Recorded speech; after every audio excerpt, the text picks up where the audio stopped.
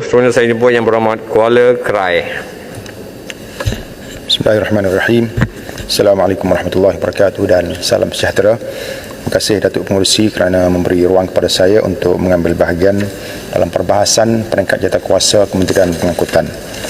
Pertamanya saya ingin mengucapkan tahniah kepada Menteri Pengangkutan Yang Berhormat Air Hitam kerana telah mengadakan pendekatan turun padang secara mengejut untuk melihat keadaan sebenar perkhidmatan agensi di bawah kementerian sebagaimana beliau lakukan di Pejabat JPJ Johor Bahru minggu lepas.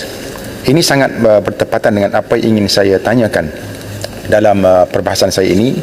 Itulah saya ingin merujuk kepada Kepala P28 butiran 12100 pejabat ataupun bangunan baru, peralatan dan pengkomputeran JPJ.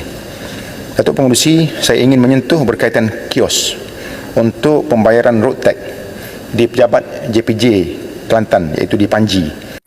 Untuk pengetahuan Yang Berhormat Menteri, hanya terdapat 2 biji kios tersebut yang terdapat hanya di JPJ Panji di Kelantan. Saya mengisyorkan kepada pihak kementerian supaya menambah bilangan kios tersebut. Selain menambah bilangan, saya mencadangkan kios ini juga turut diletakkan di cawangan JPJ yang lain seperti di Macang dan juga di Gua Musang.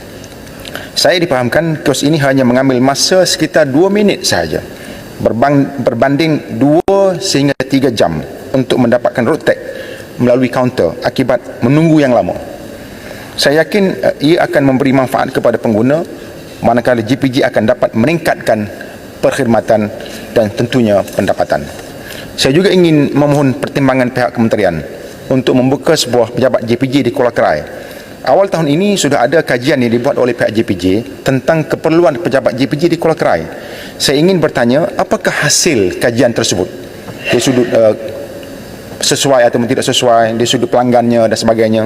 Semoga mendapat pertimbangan pihak Yang Berhormat Menteri.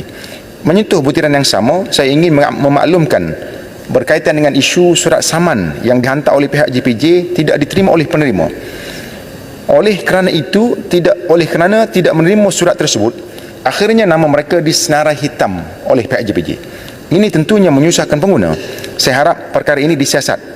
Kenapa ianya berlaku?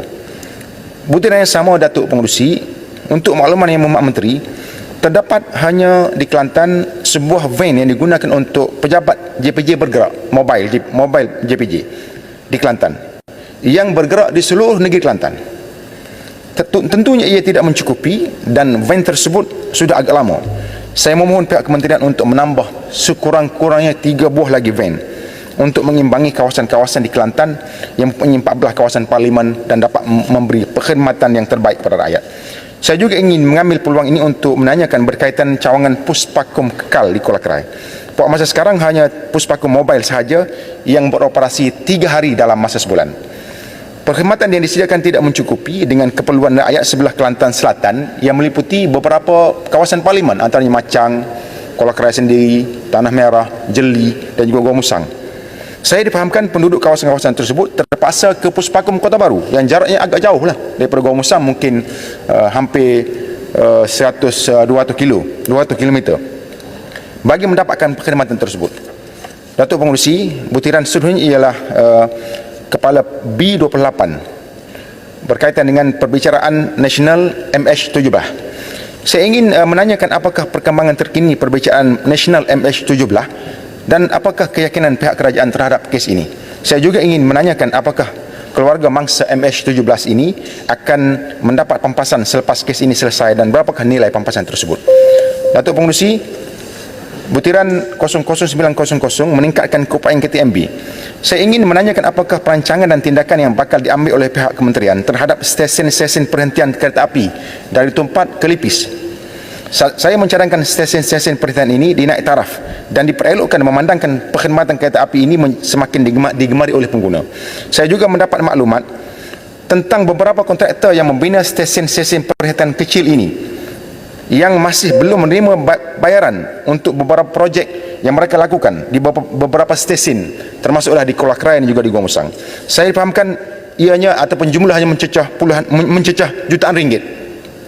Saya harap pihak kementerian memantau isu ini dengan sebaiknya kerana pihak kontraktor ini bukanlah mereka yang mempunyai modal besar. Mereka hanyalah kumpulan G1 saja, Datuk Pengerusi. Saya ingin menyentuh berkaitan bangunan KTMB berhampiran dengan bangunan Sultan Abdul Samad. Saya mencadangkan bangunan ini diselenggara dan dipelihara kerana bangunan yang penuh bersejarah ini berada di kawasan yang menjadi tumpuan pelancongan. Datuk Pengerusi, butiran 010300 udara. Banyak pihak di negara ini telah beralih kepada syariah compliant berhubung khususnya dalam urusan keuangan dan takaful. Saya dapati masih terdapat pihak syarikat penerbangan yang tidak memberi pilihan kepada penumpang untuk mengambil takaful berbanding hanya insuran konvensional disediakan apabila membeli tiket kapal terbang. Saya mencadangkan agar pihak kementerian dapat mengadakan libat urus dengan syarikat penerbangan agar dapat memberi pilihan perlindungan takaful kepada penumpang yang menggunakan kapal terbang. Pilihan ini adalah lebih tepat untuk orang Islam khususnya berbanding insuran konvensional. Saya yakin takaful akan menjadi pilihan kepada semua. Butiran terakhir Datuk Pengerusi ialah 031300 perhentian transformasi perkhidmatan bas henti-henti. Saya amat duka cita kerana ketiadaan peruntukan yang diberikan pada tahun hadapan bagi butiran ini. Walau bagaimanapun saya mengharapkan kerajaan mengadakan bas henti-henti dari Kuala Kerai ke Dabung dan dari Jeli ke Dabung pada masa hadapan kerana keperluan penduduk luar bandar yang tiada kemudahan kenderaan persendirian untuk ke bandar. Saya yakin perkhidmatan bas ini akan mendapat sambutan kerana Dabung kini merupakan antara kawasan tumpuan pelancongan. Selain itu, ia bakal menjadi pilihan utama penduduk di Dabung untuk ke bandar-bandar yang terdekat sama ada Kuala Kerai, Dabung, Kuala Kerai, Jeli, Bandar Kuala Kerai juga Bandar Jeli dan juga ke Hospital Sultan Ismail Petra. Itu sahaja Datuk Pengerusi. Terima kasih. Wassalamualaikum warahmatullahi wabarakatuh.